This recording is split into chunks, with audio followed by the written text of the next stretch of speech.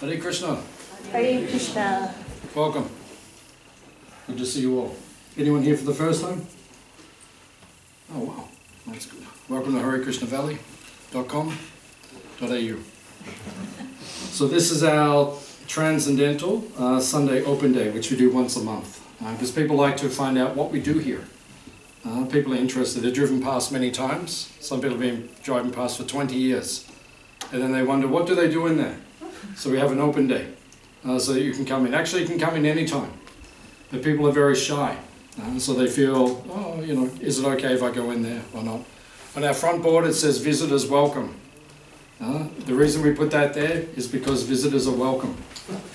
So if you want to come, then you're welcome to come and visit. And then today is our open day. We do once a month. So we can bring the public in so they can see what we do. And then they can experience our culture, our way of life, our philosophy, our food, our cows, our flowers, and our statue of Ganesh. So if you would like to experience more of this, you're welcome to come anytime. But today is our open day. So on our last Sunday program, which we did 1 month ago, it was Mother's Day. And today is King's Day. Actually, I don't know if it is King's Day or not. I think it's, technically it's tomorrow. But it's the King's birthday. It's actually not the King's birthday. Because this is the world that we live in right now. Things don't actually all fit together very well. Does anyone know what I'm talking about? You know, sometimes things just don't kind of work properly. It's called modern civilization. Or sometimes we say not quite right. That's the description of modern civilization. It doesn't work properly. We see all over the world there's like an imbalance in society. Does this sound reasonable, what I'm saying? Anyone here tonight can relate to what I'm talking about? Yeah, most of you, I think. It doesn't really work properly. And the reason it doesn't work is because people are not following the instruction manual.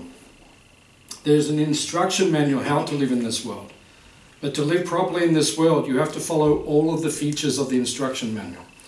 Which means you have to look after your body, your mind, and your spirit. There are different elements which are there. And it's interesting, right now as we speak, there's a huge Body, Mind, Spirit festival in Jeff's shed in Melbourne, in the convention centre. They do that on this weekend every year. So we need to have a holistic program for our body, our mind, and our spirit in order to feel balanced within this world and to balance society as a whole. Because society is made up of individuals. And if the individuals are out of balance, then society becomes out of balance. So one of our missions here at Hare Krishna Valley is to show people a balanced civilization, a balanced society, where you can come here and you can see balanced people, at least reasonably balanced people, and then you can see a positive alternative of how to live in a different way, so that we can balance ourselves and then society can also become more balanced. So first of all, we focus on the body. So what things do we do here for the body? We do kirtan. Kirtan is what we just engaged in. We like to be active. The Hare Krishna movement is known for singing and dancing. And actually dancing is the nature of the soul. Right? The soul dances. When we dance, we feel natural. Right? When you're moving and you're dancing, you feel natural. That's why people do it. So one of the reasons why the Hare Krishna people are happy is because they sing and dance a lot. That's our program, that's our festival, that's our system. We do singing and dancing. So that is also for the body. It benefits the body because the body needs movement. One of the reasons why people have unhealthy bodies these days is because their body is not moving enough. Just like recently I went to India, and the day I arrived in India, I developed sciatica. Has anyone had sciatica before? Yeah. I actually read that 9 out of 10 people will get it at some point in their life. So the first time I got it, so I couldn't get off the bed for 1 day. So I did some research, and basically it's just because you're not moving your body enough. You know, because we sit down too much. So I was on the week before I left, I was doing a lot of office work to tidy things up before I left. And then you're on the plane for 12 hours just sitting. And then I went to sleep on the plane. I kind of went into a strange position. And then when I got to India, just everything locked up. So then I got back to Australia, I went to see my doctor about something else, and then I said to her I had sciatica. And she just looked at me and said, "You're not exercising enough." That's all it is. You know, people say, "Oh, it's this," and it's that. No, you're just not moving the body. The body needs to move. So we need to look after our body. So here at Hare Krishna Valley, we teach that. Move your body. Be active. Right? Come and help us. Right? Shovel the cow dung in the morning out of the cow barn. And be active. And your body will become strong. And then you have a balanced body. The body has to be balanced. Like, we're all going to be sitting here now. Most of us are sitting on the floor. Or we're sitting in like this half lotus position. I have to sit here for nearly an hour and speak to everyone. So if my body's not healthy, I can't do it. So our founder of the Hare Krishna movement, Swami Prabhupada, that's his picture there, he founded the Hare Krishna movement. He said, health first, then Krishna consciousness. Or health first, then self-realization. Right? If you're not healthy, how will you become self-realized? It'll be very difficult. You have to walk every day at least 10,000 steps. You can't do 6 weeks, lose 9 kg and then not keep walking. You have to do it continuously. Move your body, right? And live healthy. And actually, everyone did that anyway 200 years ago. Right? And then suddenly someone invented cars. Right? Industrialization. And as soon as that happened, everyone started getting more and more unhealthy. Because we're meant to, I mean, they say that we should walk at least 10,000 steps a day. At least. Right? Most of us, if you clock it, you know, we have to have little watches or little things we put on our arms. So, am I walking enough? You know, have I walked, oh, I've only walked 9,900 steps today, I have to walk another, you know, it's like, people just did it naturally in the past. And that was part of lifestyle, because we didn't have cars, you had to walk if you wanted to go somewhere, you had to be active. So we teach people first to be active, that's for the body. Secondly, the mind. Now, unfortunately, in this day and age, mental disease is the #1 disease on the planet. It's overtaken the other diseases, heart disease, cancer. I found out the other day the second biggest killer of people right now in Australia is, #2 is dementia. #2. Yeah, second biggest killer now. People's brains are not working. Brain health, not working. Eating the wrong food, not enough exercise. If you do the right things in life, enough exercise and so forth, then your brain should be quite healthy, generally speaking. So mental disease is on the rise. So here at Hare Krishna Valley, we work out how to get rid of your mental disease. You don't have to take pills. You come here, we don't give you pills. You know what we give you? Good thoughts. Yeah, good thoughts. That's one thing. We give you many things which are beneficial. If you want your mind to be happy, you need to hang out with the cows. So we give you cow seva. Cow seva means cow service. After lunch, we'll all go and see the cows. You want to see the holy cows? The peaceful cows? Yeah, come after lunch, we'll show you. They will fix your mind. You don't need to take a pill, you just need to pack cows. The more you pack cows, the more your mind will be peaceful. We've got more and more people, since COVID happened, and then mental disease went up, escalated by, I think it was 33% after COVID. Because it was so unnatural, it was so difficult for people. We've been busier than ever the last 3 years. People just coming more and more and more, right? And one of the big features we have here is the cows. Because if you spend time with the cows, they will pacify the mind. Because the mind is governed by the moon. You know the planet at night time, have you seen it? The moon? Everyone knows what I'm talking about? No? Oh, no, yeah. Oh, I just need some feedback here. Everyone knows what the moon is, right? I just want to make sure we're on the same page. So, you know the moon. Right? In India, we call it Chandra. And then in Australia, we call it moon. So that moon governs the mind. There's a connection between the two. The moon governs the water on the planet. You see the tide, the ocean. It's controlled by the moon. High tide, like I was at Melbourne yesterday. High tide is the moon's over here. Low tide means the moon's over there. It governs. It also governs the mind, right? Wherever the moon is moving, right? It makes your mind move. And you see on full moons, I know people who are in mental health departments, psychiatric wards and so forth, they say on the full moon, the ward becomes very active, right? Napoleon comes out, and Jesus comes out, and all the different people, they come out, because the moon goes, when the moon fixes the mind, these things are actually there. So people have a lot of problems with the mind in this day and age.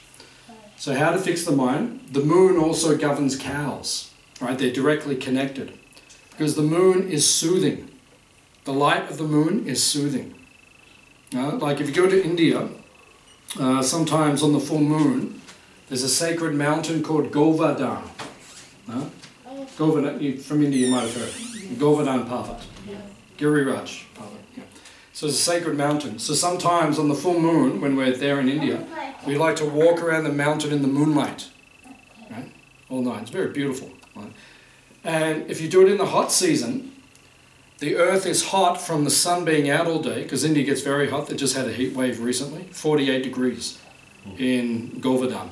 I've got some friends who live there. It was 48 degrees. Right? You think it gets hot here? This is very, very hot. So the ground is still hot at night time, but it's interesting because during the daytime, if the sun is very hot, you go into the shadow under the tree, the ground is cooler. But then at night time, when the moon comes out, the moon is shining, if you go into the shadow where the moon is not hitting, that's warmer than where the moon is hitting. So the moonlight is soothing. It's cooling. It's a different energy. It's a different thing. So cows are also soothing. The moon and the cows are connected. So they have that same calming effect. So if you have mental health problems, you just come here. If you're feeling depressed or anxious or whatever all the different terms we have for mental problems, you just come here and you just hang out with our cows. And then it will automatically pacify you. You'll feel that. That effect is there. That is why this place, it says, when you come in, right, the second sign on the fence, what does it say? You know the signs as you drive down the driveway? What's number 2 say? It's just after number 1. It's actually number 1 at the moment because number 2 is actually down. Sorry, I mean number 1's down at the moment because we have to put the fence back up. The first one's humility.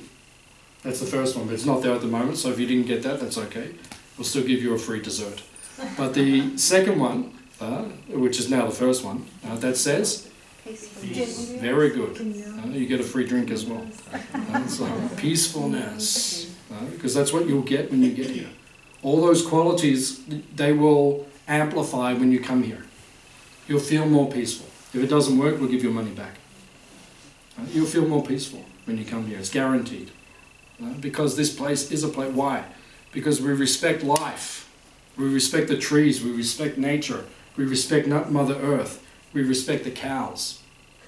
And if you live in a place where life is respected, then that energy will come back to you and you will also feel peaceful in your life. Otherwise you won't feel peaceful. And that's why this bigger society that we live in, it's not peaceful. Why? Because they don't respect cows. They don't respect each other properly.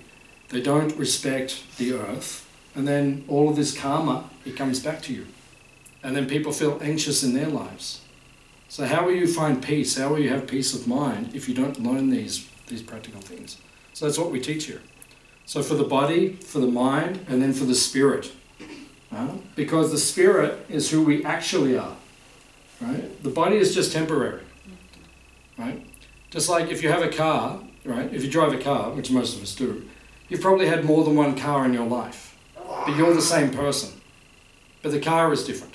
Now, you don't identify with your car. Like when you meet someone, you don't say, hello, you know, my name is Mercedes. Yeah, you don't say like that. Because the car's just, it's an extension of you. It's not you. Right? So in the same way, the body that we're in now is not us. Right? The soul, or the Atma, that is us. We are the soul. And the body is just like the car. It's just the vehicle which moves us around. But this body one day will disappear, right? And then my soul will go to another body, possibly. Or, if you become enlightened, you go back to the other world.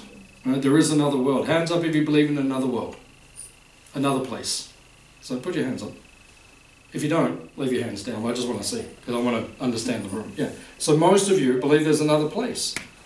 Another place. Because if this place is it, if this is the best, as good as it gets, we've got a problem.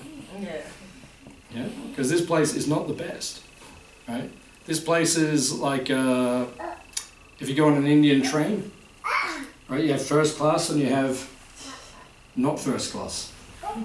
You know, third class or something like that. If you go down the back of the train, it's not so nice.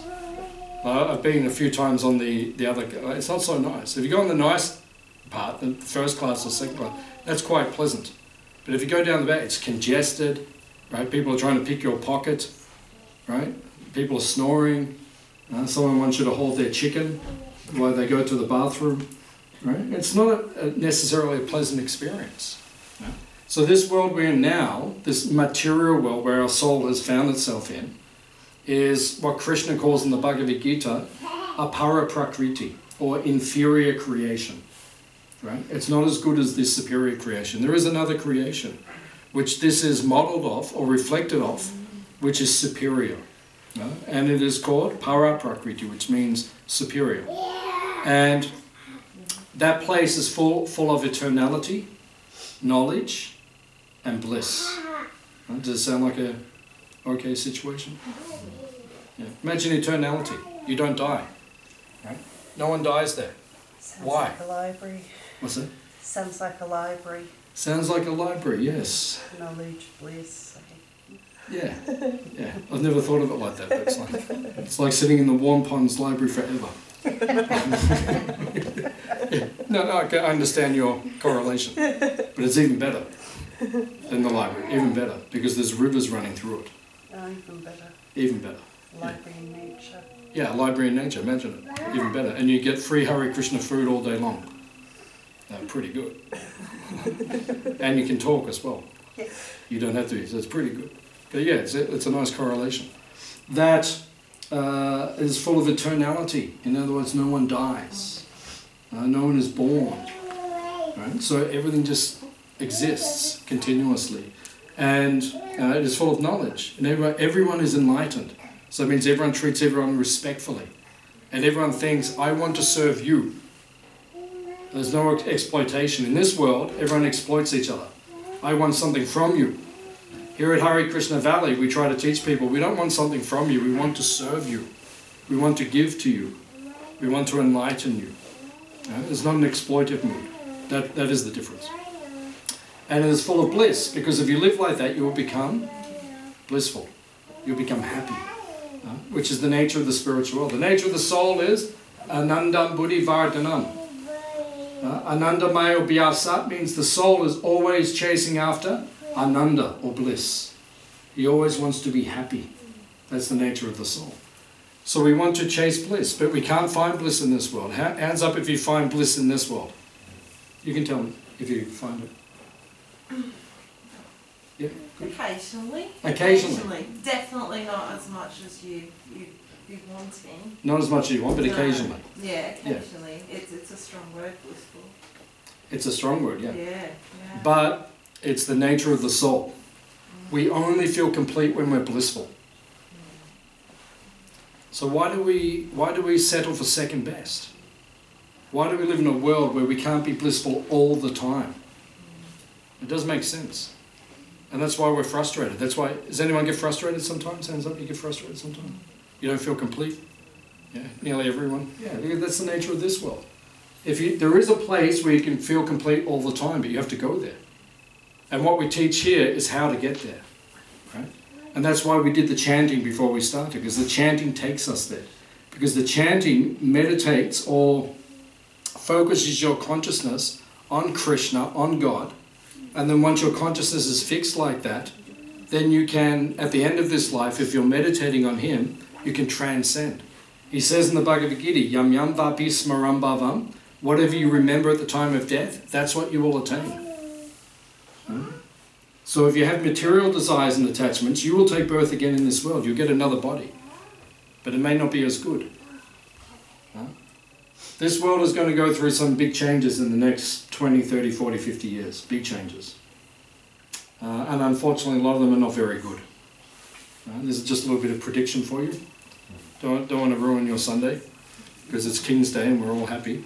But I'm just being realistic. Right? There's going to be problems in the world. I mean, there already are problems, but they're escalating. I think all of us can sense it. There's going to be some serious implosions in the future. We don't know how soon, whether it's 10 years from now or 20 or 30 or 40 or 50, but they're coming. Some serious implosions. It's going to be big problems. So what we do in the Hare Krishna movement, we teach people to get out quickly. This lifetime, meditate on Krishna, meditate on God, and then at the end of this life, transcend. So that's why we do the chanting. And every day we do this chanting in meditation for 2 hours a day. I've been doing this for about 35 years, this chanting. Why? Because it fixes the consciousness. And at the time of death, if that's where your consciousness is in, you can transcend. You can go back to that other world, that wonderful, beautiful library in the sky that lasts forever. And we can stay there perpetually. Does it sound reasonable? Yeah, it sounds not too bad. Sounds not too bad. So it's up to everyone, right? We all have independence, so we can choose. If you want to stay here or go there, that's up to you. If you like Warren Ponds better, stay here. If you like Colac better, stay here, right? And if you like Point Cook better, stay here. But if you want to go to that other world, which we call Goloka, Vrindavan, what does Goloka mean? Anyone who knows a little bit of the Indian languages, Sanskrit or Hindi? Goloka. And Go means cow, Loka means place or planet, planet of the cows. There's so many cows up there, they call the spiritual world Goloka. Right? Because when you wake up in the morning, what do you hear?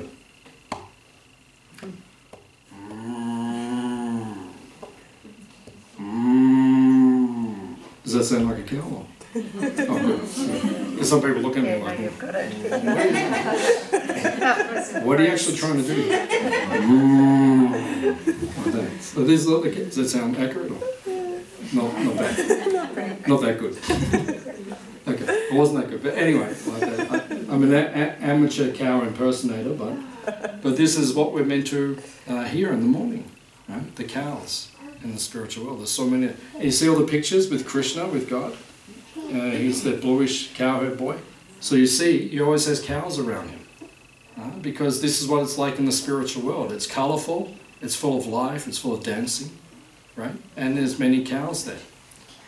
So that's why at Hare Krishna Valley we keep the cows. So when you come here, you can meet them and you can get used to it, because when you get there, there's a lot of them. And you might have to help milk them. If Krishna says go and milk the cows, you have to go and milk the cows.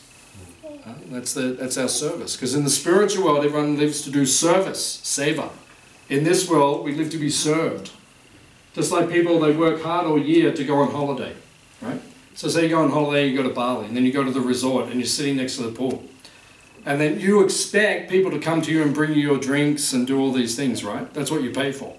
Can you imagine you work hard all year, you pay, you go on your holiday, and then you start walking around the resort saying, oh, do you need anything? Can I help you? Can I bring you a drink? People don't do that. Because everyone in this world thinks, oh, it's all for me. But in the spiritual world, it's the opposite. You work hard, you chant Hare Krishna. When we leave this world, we go back there. And when we get there, we don't sit down on a banana lounge, right, and say to everyone, oh, bring me a lassi, bring me a drink. No, we start saying, is there any service I can do? And Krishna says, yes, please go and milk the cows. And then we just fit in, we just slide into eternality, knowledge and bliss. So that's what we're teaching here at Hare Krishna Valley. It's for the mind, body and spirit. Because the mind, body, spirit is going on today at the convention centre, so we bring the mind, body, spirit festival to you. 150 kilometres away, we bring that vibration. And even there at the mind, body, spirit festival, you may not learn everything that you learn here. You may not see the example. Here we try to live the example, so you can actually see how to live in this world peacefully. Because people are meant to live like this. We have 200 acres surrounded by forest, with kangaroos everywhere and wildlife. That's how we're meant to live. It's not natural to live in concrete cities, where everyone's stuck in like a congested area. That's not natural. People never lived like that in the past. That's also why we have mental health problems, because we're not living naturally. If you live out here automatically, I heard the other day, someone said that, I think it was one doctor, he said that if you go for a bushwalk, just walking in nature for 20 minutes, that's as effective as taking an antidepressant pill. So which one are you going to do? Take a pill? Oh no, I don't feel so bad. Or you just go for a walk? Oh wow, I don't feel so bad. So which one is more effective? So that's why living here, we should feel like this. That's why we have these places out here. And Prabhupada, our founder, he established these farms all over the planet. In Australia we have 3, right? And then all over the planet, you go to most countries in the world, we have these farms here to show people these examples. We have 850 temples all around the cities, all over the world. We have around about 200 farms. We have thousands of restaurants, all that, just to show people a positive example. So we're glad that you all came and joined us here today, so that we can understand and we can share a little bit of our culture, our knowledge with you. So I'll ask, does anyone have any questions or comments about anything we've discussed or about anything at all that you want to know about spirituality or spiritual life, the meaning of life, the universe, everything? That's what we specialize in. So if you'd like to ask something, you can ask. Could you expand what you said, that the coming years are not going to be good, is not just in the air? Could you explain the karma part, how that we all as our doings and our deeds is going to lead to that bad days? So can you explain the part of karma for us as humans leading? In this world? Right. You said the years are not going to be good, right? So it's already in the the future. Puranas, Kali Yuga and all that. So Yeah, because karma means action. So whatever you do, that is karma, right? Because we're all doing action all day long. We all do things. But there's good karma and there's bad karma. Bad karma is called vikarma. Vikarma means not good things. Like if people kill animals or if they eat meat, that's called vikarma, that's bad karma. You know, like on the earth, humans kill over 1 trillion animals every year. Chicken, fish, cows, sheep, goats, everything. If you add it all up, over 1 trillion. So how do we expect? That's bad karma. Right? All that karma is going to come back to humanity later on. Why do we have wars? Why are people killing each other?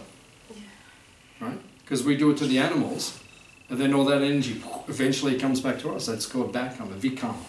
Karma means good karma. Means you do good things. You're vegetarian and you're peaceful, and you do yoga, and you say Hari Om when you see people, and you go Namaskar, like that. So it's good karma. That's nice. And you're doing good things.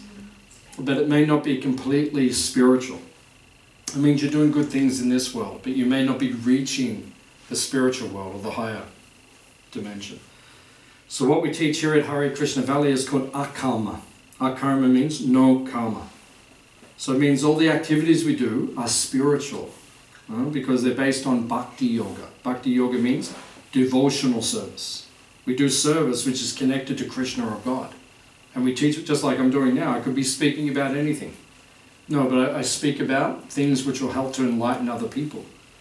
So by doing this, this is called akarma, spiritual activity, which helps to raise us to a higher platform, bring everyone with us. Does that answer?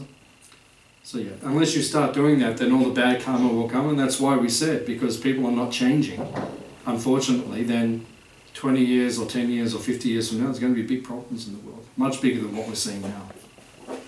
Is that okay? Okay, please come again. Any other questions?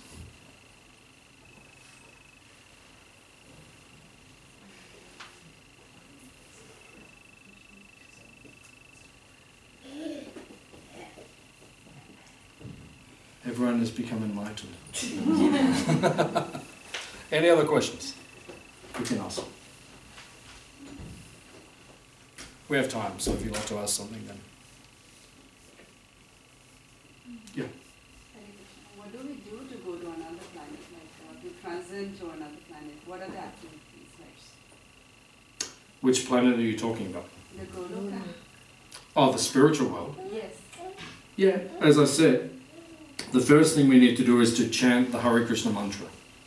because that mantra will take you to the other place. Because it fills your consciousness with Krishna. And then if you remember Krishna at the time of death, you go to Krishna. So chanting is primary. That's what we do primarily. Because sooner or later, all of us will meet death. The body will perish. And then whatever the consciousness is thinking, that's where we'll go next. About 15 years ago, I was in New Zealand and I had a car accident. So our car was going along the road and we hit ice. And then the car went off the road and crashed. And at that time, I don't remember the car accident because I got hit on my head. So I woke up in hospital and thought, oh, okay, I don't remember going to bed here. But here I am. They had to cut me out of the car and the helicopter had to fly us to the hospital, and then I just woke up in the hospital. Oh, what happened?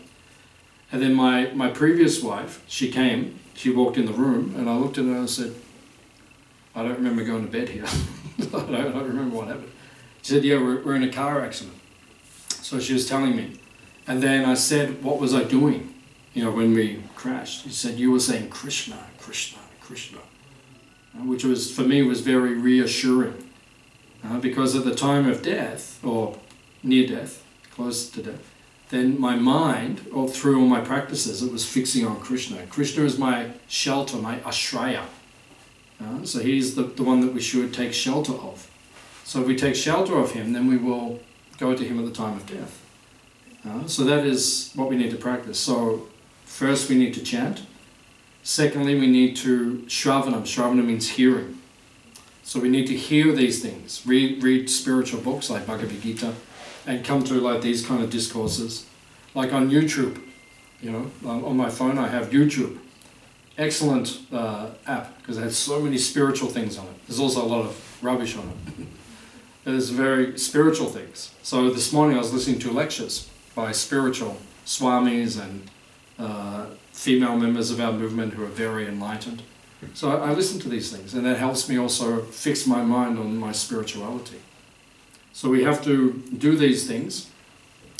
And also very good is offering the food to Krishna, the spiritual food. Like we'll have lunch soon. So that food that we will serve everyone, that is offered to God, offered to Krishna, it is purified. It is called prasad. In India we say prasad. Are you from India? Yeah, so you know what prasad is. Yeah, prasad means grace or mercy. So when you take the prasad, it purifies your consciousness. You become enlightened. Just by eating Hare Krishna food, you can become an enlightened soul. That's how powerful it is. When I came here to Hare Krishna Valley many years ago, I was skinny.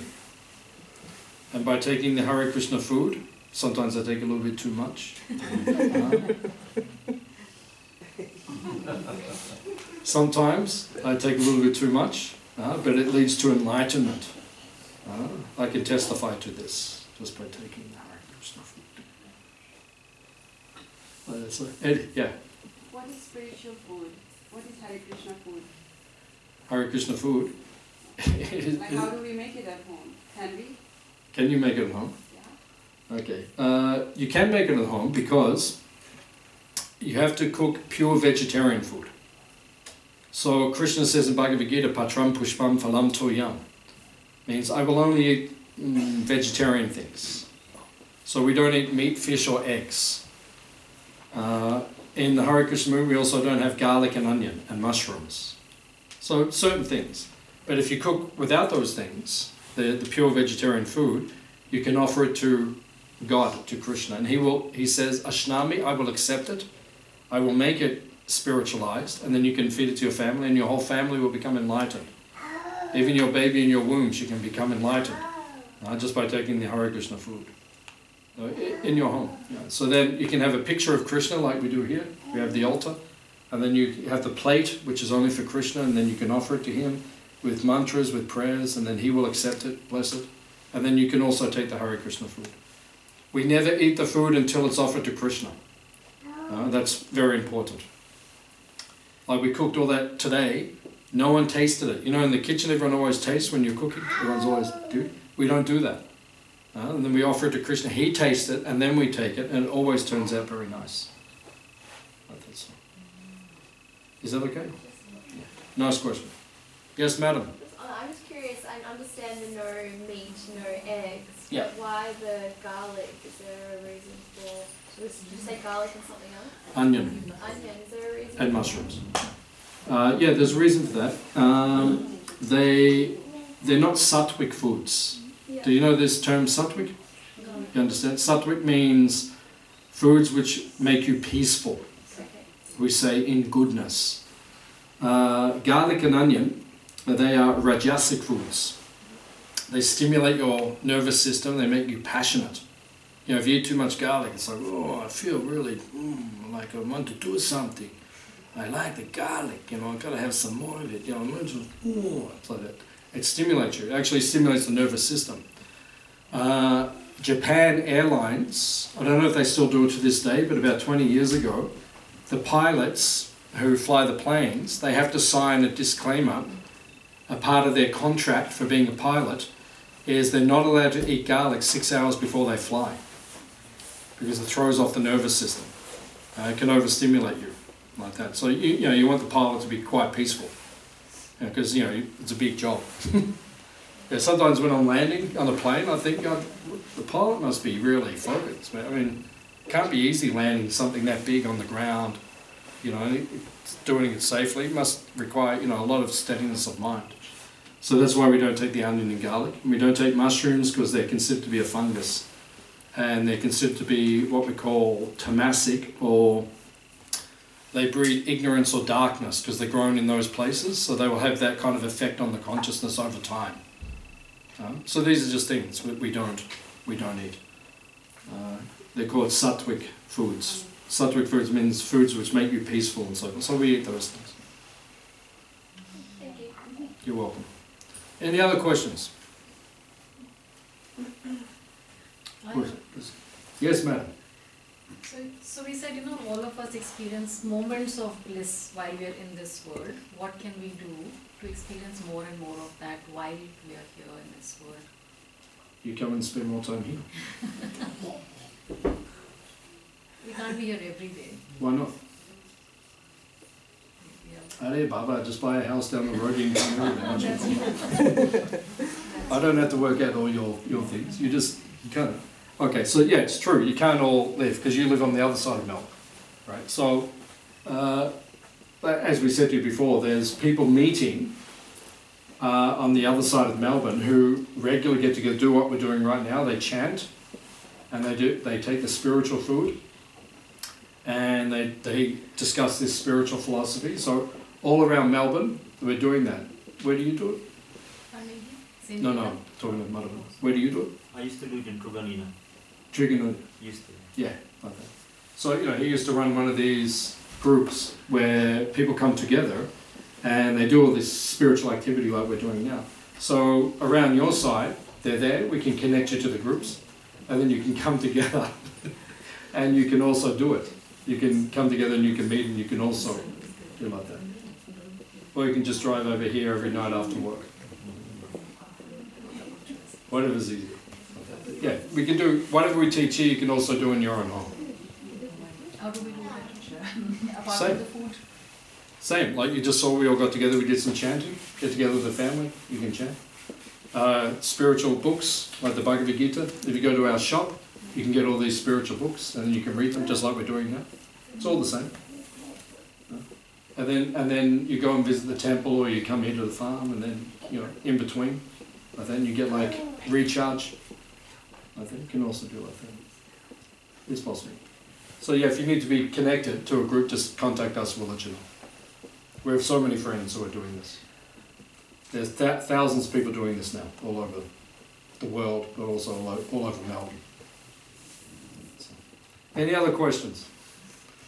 From George. No, Sister. just can I add something to, like, also as he said, like he uses YouTube to listen to lectures or that, like there is also very nice kirtans for amazing singers all around the world. You know, just playing kirtan at home, it just brings the whole atmosphere. It just completely makes you feel peaceful and happy. Just all of those resources, you know, the groups are there and it's really important and good if we can have access to them, but in between meeting once a week or that, then you can do that every day at home. Yeah, very nice. Yeah, that's what we do. We just play kirtan all the time, spiritual, and then purifies your atmosphere, your home.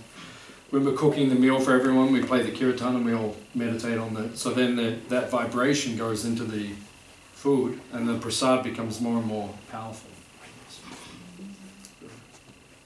Any other questions or comments?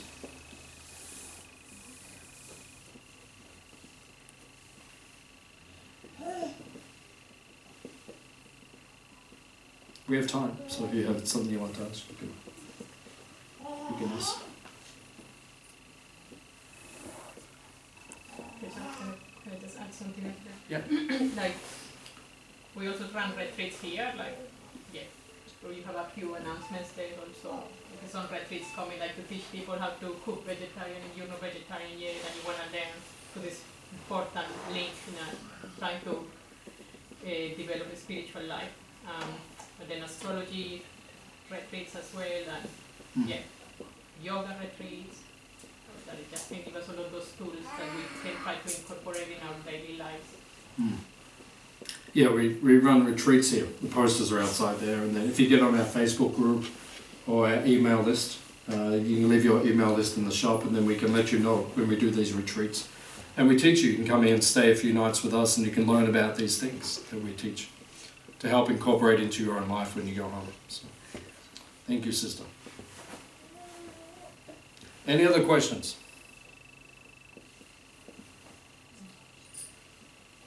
Yeah. Yeah.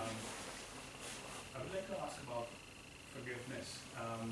I can't hear properly. I would like to ask about forgiveness. Like this is my first time here, and I haven't been through the whole session of lectures that went through. I just joined right now. But yes, about forgiveness, I feel like I do have a hard time forgiving. How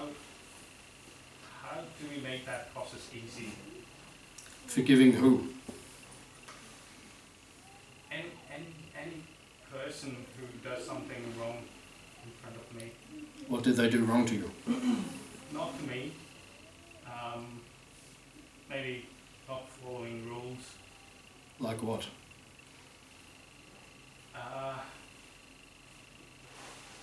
Cooking. Cooking? Yeah, because I work in a kitchen. Oh, they burnt the food or something?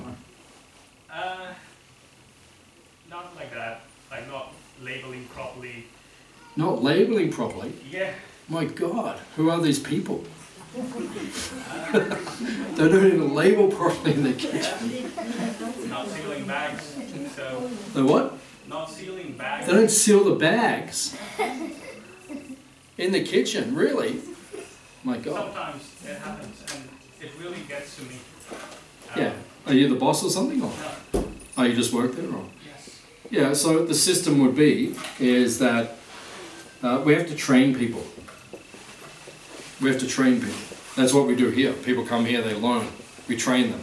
So we teach them. If they're not acting properly, we say, hey, don't do like that, do like this. Right, so you have to train. So in the kitchen, if they're not sealing the bags, go to the authority and ask the authority to train them. So our standard here is we seal the bags. Like that, and that'll help your life, then you'll be able to tolerate it easier. But, like, I feel like I can't forgive that thing. It just You stays with me. you can't forgive the bag sealer. Not just that. I mean, a lot of things other than that. Other actions, people around me. Yeah, people aren't very tolerant in this world. In general, people lack tolerance, and we also lack tolerance like that. And it's interesting because the first thing Krishna teaches in Bhagavad Gita is you're not your body. And the second thing he teaches is you have to be tolerant. Because as long as you're in this world, you have to tolerate. Because this world is dysfunctional. It doesn't work properly, as we said in the beginning. So you have to tolerate. And we have to understand we're just passing through. Right? This is just a temporary experience. Right? Even our life, which is 80 years or 100 years, that's not a long time in eternality. I was thinking the other day, I'm 54 now. Right? So then I thought to myself, I'm over the halfway mark. So, you know, if I get really caught up on this whole thing and get really upset about, you know, what people are doing around me, it kind of defeats the purpose of what all of this is about. It's better I just tolerate, right, and just stay focused on my spiritual journey and try to help others become enlightened. But if I get too caught up in all the problems in the world, it's not really going to do me any good and other people good. So we have to set a positive example to people, right? But if I worry about, oh, you know, like someone was telling me, oh, Donald Trump did this and Donald Trump did that, of course he's going to make mistakes. He's not the most enlightened person on the planet. So of course, but if I spend my whole life worrying, oh my God, he did this, he did that, no, set a positive example. You know, if I ever meet him, I'll say, Don, you know, the Don man, or Donald, or whatever, you know, I'll just say, you know, what are you doing? It's not the most enlightened. He actually did help the Hare Krishna movement, at least once I know of. He's actually done things for us, you know, positively. So, you know, he's not all bad. No one's all bad. You know, so, you know, but if I met him, we'd say, hey, maybe consider, instead of making America great again, why don't we our campaign be, make America chant again, or make everyone enlightened again, or like that. You know, it could be a lot more focused, spiritually focused. So you have to tolerate in this way. You have to learn tolerance. So if you're not very good at it, you have to practice. Otherwise, you know, you'll spend a lot of time being frustrated in this world. And train people properly. Like if they're not sealing the bags, bring them down here for a weekend, and we'll teach them how to seal the bags. We'll do a sealing bag retreat. Because it's not that hard. Is that okay? Yeah, I'm just curious about how do I practice? Like, what changes can I bring in? Well, you, like I said, you have to practice the basics of spiritual life, as we've said. You know, chanting, studying the spiritual literature, offering your food, you know, becoming vegetarian, all those things. Those things are going to help you. And if you're living like that, you'll be more tolerant.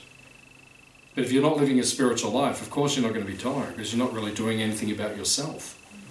Right? So practice those things, then you'll become more tolerant. And then you have to understand, you know, there's things that you can influence in your circle, like in your world's purview, you know, what you experience. There's things you can influence, and there's things that are out of your control. Like I can't control what Donald Trump's going to say next. I can't, because, you know, I don't have that influence. But I can influence a certain amount within my sphere of existence, so I try to work on that. Try to give a positive example for those around me. Is that okay? Okay. Any other question? Yeah. It's a little bit personal, I think, towards you. You don't have to answer if you don't feel like it. Yeah. Okay. How did you discover Hare Krishna, and why did you choose this path? Yeah, that's a good question.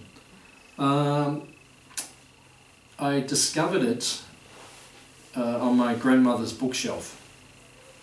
So I was, how old was I? 18, I think. So I left school and I was studying acting. So I was an acting student studying acting. And I used to do modelling to make money, to study my acting and everything.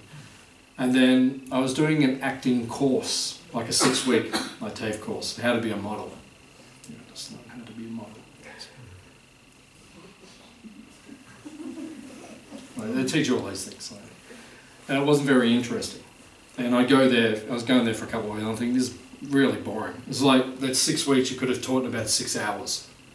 You know, but you know, if anyone's watching on YouTube now who did the modelling course, I'm sorry, but it was like, but it was, I just felt like it was not very stimulating. So I would go to my grandmother's house during the day instead of going to the modelling course, because she wouldn't tell my mother I wasn't at the course. So I was hanging out so I went to my grandmother's house. She wasn't home, so I was watching television. And then about 2 o'clock in the afternoon, I think back then it used to be called Days of Our Lives.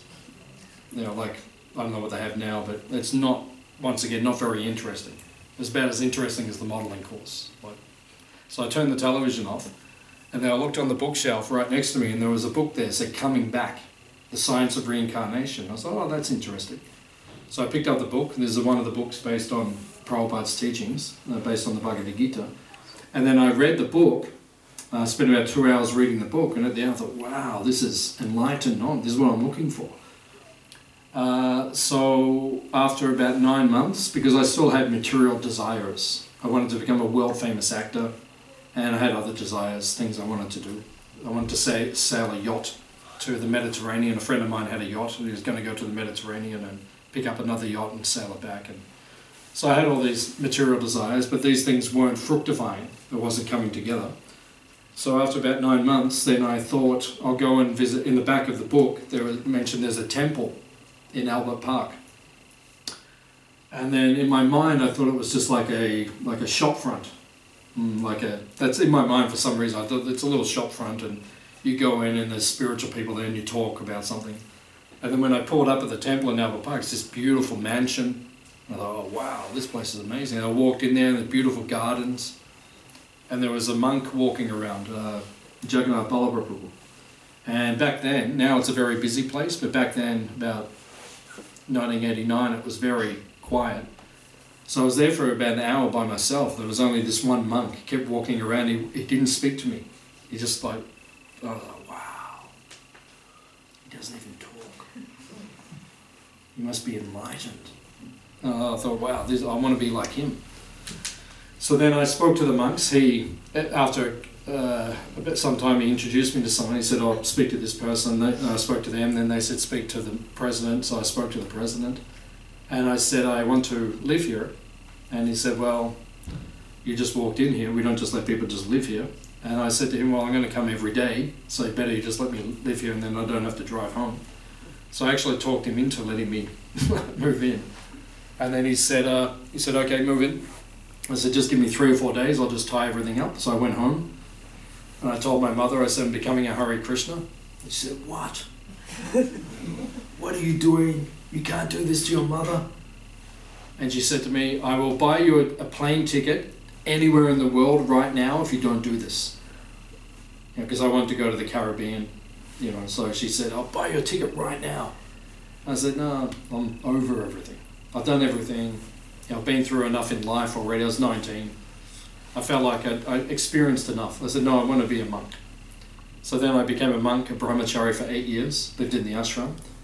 And then I got married, and then I moved here about 17 years ago with my friend Manigrida. And now we run this place as a spiritual retreat center and a cow protection facility.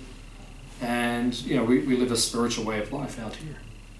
So that's my whole life in about 3 minutes. Yeah, it's good. Nice question. Any other questions? So the Albert Park temple, and this is all part of the whole one? Everything is one.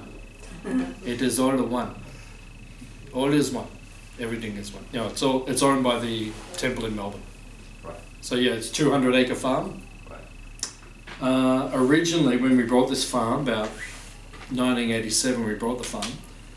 We built this building we're in now. This was actually a school. So we had a Hare Krishna primary school, and the kids would come down here and they would stay here, and then they go back on the weekends to Melbourne. And the 2 buildings down there were ashrams for the kids. So it was a school. And then the school closed in the 90s. The government was merging small schools in country Victoria, so they took away funding. So we lost our funding at the time. It was a state school.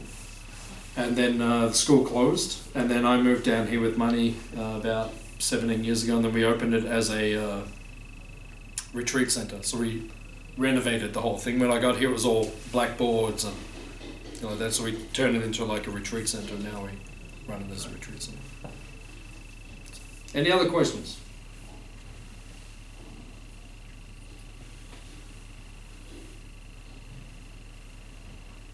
We have time for one more, if anyone has any.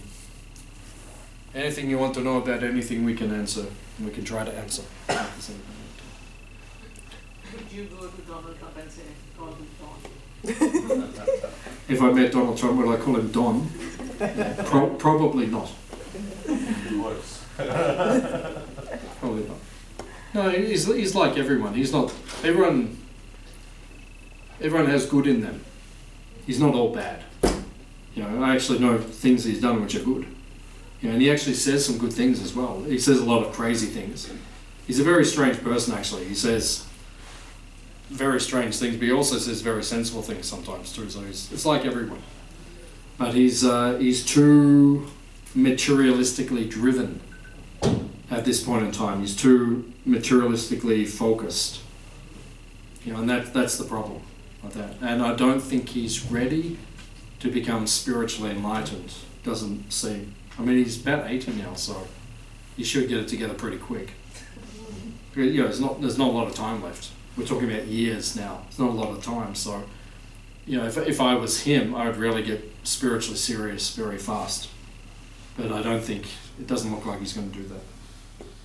So yeah, I probably wouldn't call him Dom if I met him. But yes, sir. What did Donald Trump do to help the Hare Krishna movement? Because you mentioned that he helped it, but in what way did he help it? He owns property in New York, in Manhattan, which is the center of New York.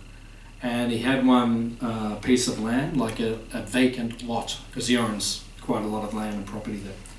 And we have a Rath-Yatra. You know what Rath-Yatra is? So it's a big cart festival where we have, for those who don't know, we have these huge carts, and we take the deities of Jagannath and we do a big parade through all over the world. They're doing it now in Europe. Now this is the time of year. They did it in Jagannath Puri only a few weeks back. So we were doing that in New York, and we need a place to store the carts. And then someone asked him, they said, oh, can we, that vacant block, can we store the carts there? And he said, yeah, you can. And he let us store it there for free. He didn't ask us for any money or anything. So he did some service to Krishna. So that blessed him. So the Donster has made some spiritual advancement. Any other questions or comments? Yeah. Just you want to say how you said Prabhupada is the Founder-Acharya of our movement, and then he decided to go to US to establish this whole movement, because he knew that whatever US was doing, the rest of the world will follow. But this, like Donald Trump is just someone else, part of the system that just thinks that all material life is the goal, you know, just like. But yeah, it was many people back in the days when Prabhupada went there in the 60s, 70s, that were not happy and could notice that money wouldn't make us really happy all the time.